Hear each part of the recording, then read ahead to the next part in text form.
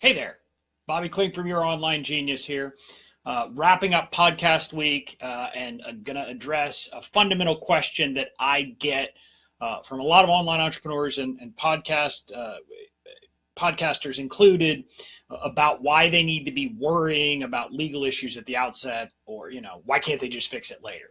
Before we get into it, though, just wanted to remind you a bit about who I am and what the business is. I'm an online entrepreneur and an intellectual property lawyer. I made the transition from lawyer to online entrepreneur over the last year or so. I really made that transition. And what I do is help other online entrepreneurs like you protect the businesses that they're building online. That is the core focus of everything I do. And Your Online Genius stemmed out of my experience where I kept finding instances in which, when I was having clients who were paying me by the hour, they would come to me after a while, after they'd kind of built their business, because let's be honest, when you're first starting out, you can't afford to hire a lawyer who's going to charge you by the hour. I mean, hiring me for just about anything is going to get you quickly above $5,000, and really to do anything comprehensive is going to be above $10,000. So, these people couldn't come to me at the outset, and I would see problems once they'd come to me, mistakes they had made early on. And quite often I found that there was nothing I could do to fix those mistakes. I'll be candid with you, these weren't in the context of podcasts, but it's in things that did relate to a podcast. But because of that, I said there was a need to find a way to offer information to help online entrepreneurs do it themselves, meaning not pay me by the hour. And so that's what Your Online Genius is about. It is a company that, our sole purpose is to provide resources, some free, some paid, that will allow online entrepreneurs to protect themselves before they're to the point that they can afford to hire a lawyer by the hour. So that's the point of the business. Provide a bunch of free resources, obviously, with these Facebook videos, but also on our website, youronlinegenius.com. So again, let's get back to the topic for today. We're wrapping up podcast week, and this question and what we're going to talk about today really fits nicely with what I described as where this business originally came from. Again, I get asked all the time, well, why do I have to worry about this stuff right now? Why can't I just wait and deal with it if I succeed? And I get it, right? Because if you're an online entrepreneur, you got a bunch to worry about. I do it myself. I have to worry about marketing. I have to worry about sales. I have to worry about, just about everything that you are, I am. Luckily, on the legal side, I can take care of myself, so I don't have to go to a lawyer. But so there's this mindset. And the problem with doing that is that, candidly, I'll be honest with you, if you do that, there's some chance you don't have a problem, right? If you don't make any big mistakes, it might be that there's not a big issue. But if you make a mistake early on, what you're really doing is putting a time bomb in your business that could go off later. And in my experience, and based on everything I know, it's not going to go off at a good time. It's going to go off at the worst possible time. That's just the way these things tend to work. And it actually makes sense in the case of a podcast. Let's talk about why. When you launch a podcast, you are not going to be talking to thousands of people. Again, unless you are a big name online entrepreneur or big name coach already, and you're launching a podcast when you already have a huge platform. But if that's not you, you're going to be launching, and even if you're a successful launch, so if somebody gets on the new and noteworthy in the iTunes, you get there, I think, by having, 20 maybe subscribers and reviewers. You don't have to have thousands. But so at that point, you are not going to be making waves. You're not going to be on anyone's radar screen other than your core listeners and core supporters, who are probably people who already support you for one reason or another. And at that point, if you're making a mistake, no one's going to call you on it.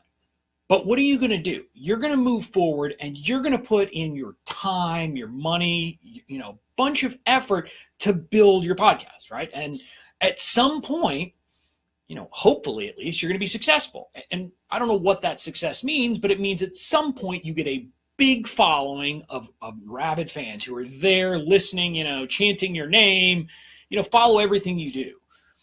And when you get to that point, that's when all of a sudden you're going to start making waves. That's when other big name people, other podcasters are going to start hearing about you. Well, that means that that's also when you'll have people listening who aren't necessarily just, your core rabid fans, but other people. And guess what? That's when, if you made a mistake early on that you've probably carried out through the whole podcast, you're going to hear about it. And that's when the consequences are going to come. And that can have some very serious consequences. So let's talk about what those consequences are based on kind of the topics we talked about this week. The first topic we talked about this week in the lives was picking the right name and avoiding trademark infringement. And I told you the horror story about, finding a situation where literally a podcast, there were 4 or 5 podcasts with the same name. Well, guess what? Let's say if the first one was doing pretty good and you're the last one, then all of a sudden you get popular. That's when the original podcaster might hear, hey, from one of their listeners, hey, did you know there's another podcast with the same name? That's when they're going to come to you and demand that you change the name and make all of these demands of you. And you may be 6 months in, 8 months in, a year in, 2 years into your podcast, and all of a sudden you're going to lose all the value because you got to rebrand. And quite honestly, they're going to have a pretty good argument to say, hey, I don't want this other stuff out there, because you're going to distract people and confuse them about, mine, so they won't come to my podcast. So that's when it's going to happen. And that's not a good time, right? You don't want to have to relaunch when you already have a following, but that's what's going to happen. Okay, so then let's talk about the next issue we talked about. On Tuesday, we talked about picking the right music and making sure that you had a license or permission to use the music. Well, let's say you start using a top 10 hit and, for your bump music, and you use it throughout, and you get to the point of having 50, 70, 100 episodes and thousands, maybe tens of thousands of downloads total. And that's when the copyright holder of the music is going to hear about it. That's when they're going to come to you and maybe demand a royalty for every download, or demand that you remove it from all of your prior podcasts. And do you really want to have to go through, number one, potentially pay them a royalty for using it that whole time, which could be pretty big, and or have to go back and edit every single one of your prior podcasts to remove the music so that it can even stay up? So again, you don't want to find yourself in those shoes, but that's where you will find yourself, because that's when they're going to find out about you. That's when you're going to get called on the mistake. So again, with the copyrighted music, same problem. Now, you'll remember on Wednesday, we talked about needing to get the right releases from guests. And the idea there was, hey, you want to be able to repackage this stuff to use it wherever. And again, this is one where, maybe you could go back and try to, get releases after the fact. But, are you going to get 100% releases? Probably not, because at that point, again, you're going to be asking people, they're going to have to give you a checkbox or something, or maybe sign an actual contract rather than just checking out, when they schedule. And then you're going to have the logistical problem. Again, this is just a pain, but you're going to have to keep track of, well, what do I have a release for and what do I not have a release for? Because then you just know, hey, I don't have a release for this, so I just can't use it. I can't repackage it. Or if it's got something really great, then I got to go try to get that release later and do all this and have this pain. Whereas if you just had a checkbox from the beginning, you don't have any of that headache. You've got releases for every single one of your podcasts, guests.